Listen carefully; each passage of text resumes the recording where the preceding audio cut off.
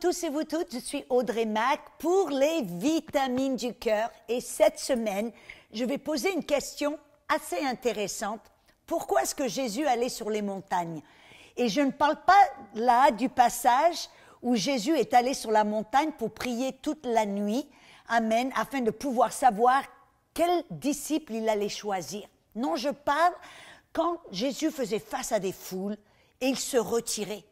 On voit un verset dans Matthieu 5, verset 1, il dit « Voyant la foule, Jésus se retira, il monta sur la montagne, et quand il fut assis, ses disciples s'approchèrent de lui. » Vous voyez, il a vu les foules, et au lieu de se dire « Ah, il y a les foules, allez, je vais... » Il est allé sur les montagnes.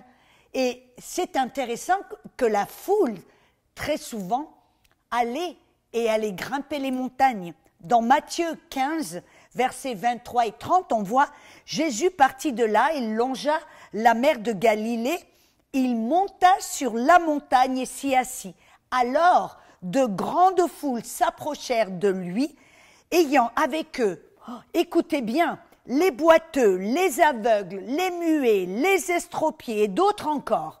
Et il les déposait aux pieds de Jésus et il les guérissait. C'est intéressant que là, Jésus pouvait guérir tous les malades. Pourquoi? Pourquoi? Parce que quand ces gens ont vu Jésus aller sur les montagnes, la foule les a suivis. Et vous dites, mais qu'est-ce que ça veut dire ça? Pourquoi est-ce si important c'est que Jésus, vous voyez, il recherchait la foi des gens. Parce qu'il savait que si quelqu'un avait la foi, il serait guéri immédiatement. C'est pour ça qu'on voit que très souvent on lit dans la Bible que Jésus faisait face aux multitudes et il les guérissait tous. Pourquoi? Parce que ces multitudes, ces foules très souvent étaient prêts à grimper les montagnes, même à aller dans les déserts. Vous vous rappelez par exemple, je crois que c'est dans Marc 8, dans le verset 1 et 2, vous vous rappelez que Jésus a vu la foule, il s'est retiré, il est allé dans un lieu désert, dans le désert. Et même là, tout d'un coup, la foule l'ont suivi et ils ont marché pendant 3 jours dans le désert pour rechercher et pour trouver Jésus. C'est même là, vous vous rappelez le passage quand tout d'un coup Jésus a dit, il les a tous guéris et il a dit, mais je dois les renvoyer, mais avant de les renvoyer, on doit les nourrir. Il y avait, je crois, 5000 personnes, une autre fois, il y avait 4000 personnes. Pourquoi est-ce que Jésus a dit, et on doit les nourrir? Parce qu'il a dit, si je les renvoie sans leur donner à manger, ils ont marché pendant 3 jours et ils vont tomber dans les pommes. Façon de parler. Et voyez, qu'est-ce que Jésus nous a montré là? Que ces gens, ces foules, ces multitudes ont marché pendant 3 jours pour trouver Jésus parce qu'ils savaient, ils avaient cette expectative, ils avaient cette attente que s'ils trouvaient Jésus, Jésus allait les guérir. Et voyez, ça c'est la foi. Et la foi est prête à grimper les montagnes. La foi est prête à marcher pendant 3 jours sans nourriture dans les déserts pour trouver Jésus, parce qu'ils savent qu'ils allaient recevoir la guérison. Voyez, la foi a l'expectative, mais la foi a aussi cette ténacité, a aussi cette disposition de faire ce qui n'est pas facile. Voyez comment est-ce que j'ai découvert cette vérité? J'étais en Éthiopie et j'enseignais dans une école biblique. Et là, la leader de l'école biblique avait un frère qui était pilote d'avion commercial. Et elle m'a dit, mon frère, à force de s'asseoir dans les avions pendant des heures et des heures et des heures, son dos est complètement abîmé, il est dans la douleur constamment. Est-ce que tu pourrais prier pour lui? Il m'a demandé si tu pouvais venir prier pour lui. Bon, ma première réponse a été, bien sûr, c'est avec plaisir. Et tout d'un coup, j'ai découvert qu'il habitait à 1 heure, à 1 heure et demie de là où on était. Et avec la circulation, ce serait même encore pire. Et moi, j'ai dit, bon, d'accord, pas de problème. C'était mon samedi, c'était mon seul jour de repos. Le jour où vraiment j'aime passer du temps avec le Seigneur. Mais là, j'ai dit, ok, c'est pas de problème. Et alors que je suis dans ma chambre à prier, à passer du temps avec le Seigneur me parle, il me dit, non, je ne veux pas que tu ailles vers lui, je veux qu'il aille vers toi. J'ai dit, oh là là, mais Seigneur, j'ai déjà donné, je lui ai déjà dit que j'allais aller. Elle me dit, non, non, c'est important qu'il faut qu'il vienne vers toi. J'ai dit, Seigneur, tu sais, ça va être 1 heure et demie. Il m'a dit, il doit venir vers toi. Bon, c'est tout ce qu'il m'a dit, j'ai pas bien j'ai un peu ravalé en me disant, ok, je vais aller devoir dire à cette dame. Donc je l'ai trouvé, je lui ai dit, écoutez, le Seigneur m'a parlé, il faut que votre frère vienne vers moi. Elle me dit, oh là là, mais c'est à 1 heure et demie, il va pas vouloir, je crois pas. J'ai dit, c'est ce que le Seigneur m'a dit. Il me dit, bon, écoutez, je vais l'appeler, je vais lui demander. Donc elle appelle son frère et elle lui dit, écoute, est-ce que tu pourrais venir, prends la voiture, où il avait même un chauffeur, vous voyez, essaie de venir vers nous.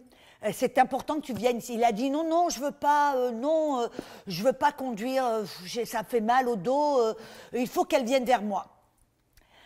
Et bon, elle vient vers moi en me disant ça et je dis, oh, bon, d'accord, ben, je vais honorer ma parole parce qu'après tout, et j'ai dit, je sais que c'est ce que le Seigneur m'a dit, mais bon, d'accord, d'accord. Elle m'a convaincue, elle m'a un peu forcé la main, je dois dire, parce que moi, mon cœur, c'était d'obéir le Seigneur, m'a un peu forcé la main. Et j'ai dit, bon, d'accord.